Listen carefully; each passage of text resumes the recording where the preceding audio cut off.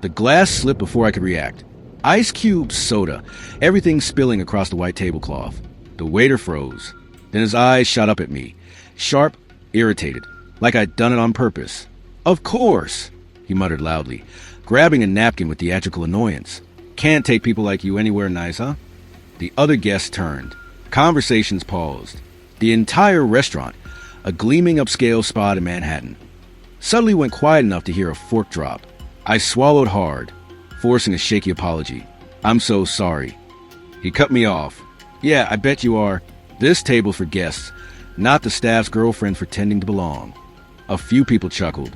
The man didn't whisper it. He wanted everyone to hear, and I wanted to disappear. Hello, everyone. Before we begin today's video, we want to thank you for your support, love, and kindness. We wouldn't have come this far without you.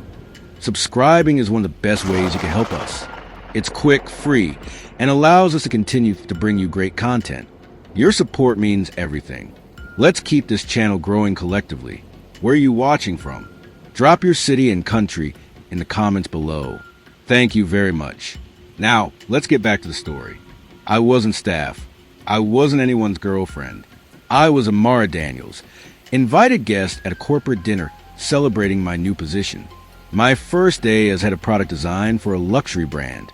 But the waiter, tall, slick hair, pressed shirt with too much arrogance, didn't even glance at my ID badge or my seat card. He'd seen a black woman in a tailored blazer, sitting alone for a moment before the others arrived, and decided exactly who I was. He leaned down, smirking. "We don't serve staff here without a reservation. Maybe try downstairs at the lounge." His words sliced through me. Every eye at the table was on me.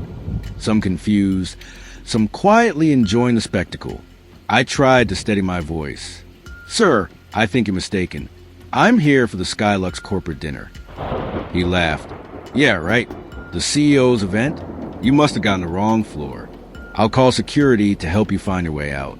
That was when something in me cracked. But before I could answer, a man from the bar shouted, "Hey, that's the new designer, isn't she?" The waiter froze. For a split second, he looked uncertain. Then he doubled down. "Even if she is, she doesn't look like someone who belongs here." The air went heavy. A manager approached, trying to calm things, but the damage was done.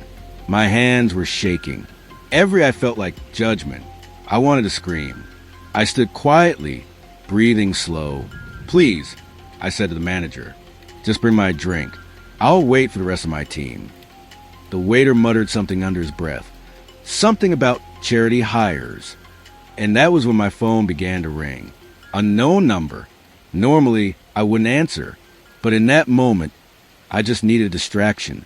"Hello." A warm, commanding voice filled the line. "Ms. Daniels? This is Richard Calloway. You don't know me personally, but you were recommended for tonight's dinner. I wanted to welcome you myself." My throat went dry. Richard Calloway, the CEO, the man who owned the restaurant we were standing in. I glanced at the waiter, still smirking, and something inside me steadied. "Thank you, sir," I said carefully. "I'm actually at the dinner now." "Excellent," he replied. "My wife and I are arriving shortly. We'll be at your table." The call ended. The waiter was still watching me with that mocking grin. So I said quietly, "That was your boss. You might want to check the reservation under Amara Daniels." He scoffed, pretending not to care, until the manager tapped his shoulder, whispering something urgently after checking the list. Then panic. The waiter's face turned pale. His fake confidence melted. He stammered, "And Miss Daniels, I'm so sorry, I didn't realize." But I wasn't listening. I just looked at him, calm now, holding the power that had always been mine. And just then, a luxury black car stopped outside. Cameras flashed. The CEO and his wife walked in, heading straight for me. The restaurant had never been so quiet.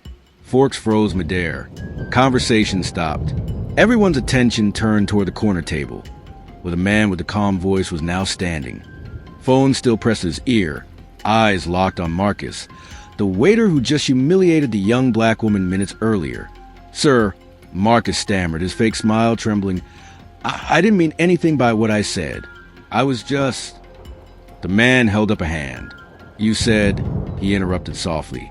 She didn't look like someone who could afford to be here. His tone was still measured, but it carried a razor edge. Do you always judge your guests by what they look like? Marcus's face went red. I thought she was someone's assistant. It was a misunderstanding, sir. The man turned to the girl, sitting quietly, still holding her napkin, her eyes wet, her jaw clenched. Is that true? He asked her gently. She shook her head. No, sir. He told me to leave the expensive tables for real customers. A murmur swept across the room.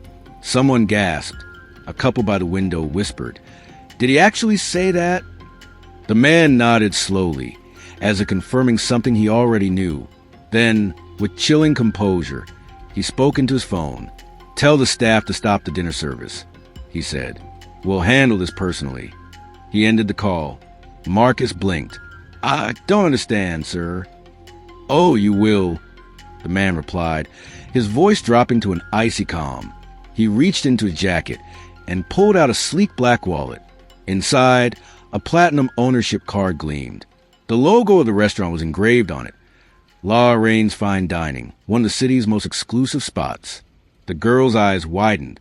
The diners around began whispering again. The manager, pale and sweating, rushed to the scene. Mr. Jacobs. Oh my God. I didn't realize you didn't tell us you were coming. Mr. Jacobs. The name hit Marcus like a lightning bolt. Richard Jacobs. The billionaire hotel and restaurant mogul. The owner of the entire restaurant chain. The same man whose photo hung by the entrance in a gold frame. Richard turned to the manager, his expression unreadable. I didn't come to be recognized, he said. I came to see how my staff treats people when they don't know who's watching. Marcus was shaking now.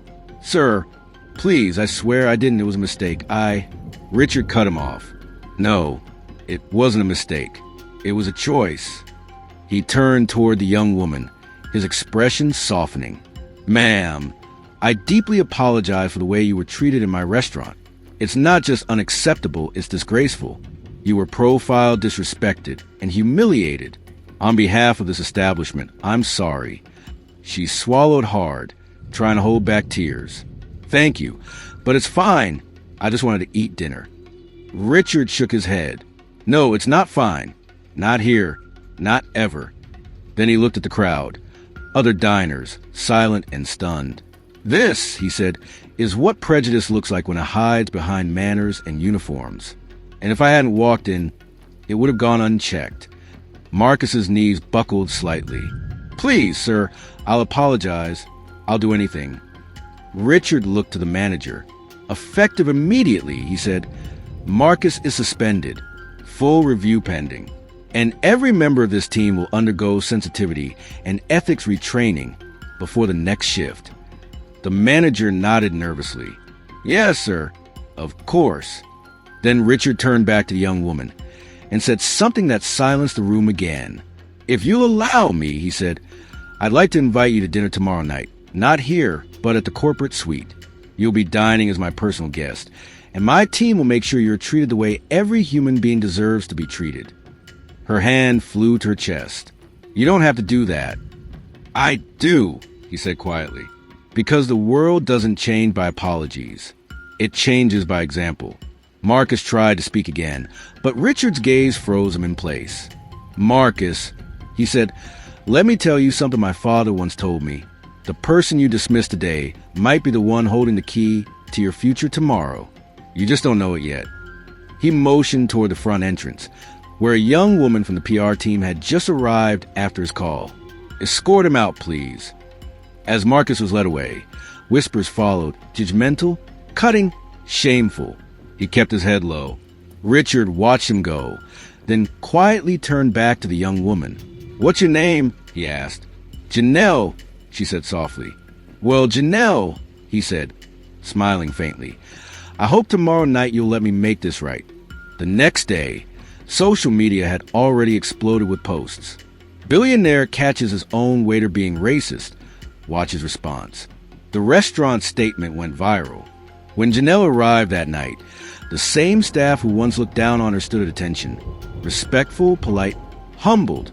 Richard himself was waiting at the head of the table, beside the city's mayor and several executives.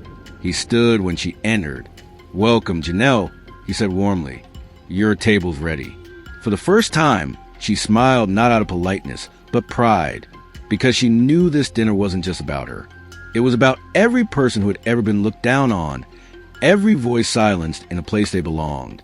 After dinner, as she prepared to leave, Richard handed her a business card. "If you ever need anything, a recommendation, an internship, mentorship, call me directly. No gatekeepers." Janelle looked at him, eyes glistening. "Why are you doing this?" she asked. He smiled faintly. "Because I built this empire believing in respect. And if I ever forget that, I lose more than money. I lose my soul." Weeks later, Marcus applied for a new job at another restaurant, desperate for work. At the final interview, he looked up and froze. Across the table sat Janelle, now the new assistant manager of corporate operations at Lorraine's Fine Dining. She looked at him calmly. "Hello, Marcus," she said. "Funny how life works, isn't it?" Marcus swallowed hard, shame washing over him. Janelle smiled faintly, not with revenge, but with quiet power. "Let's begin the interview. Respect costs nothing, but losing it can cost you everything. The world remembers how you treat people when you think no one's watching."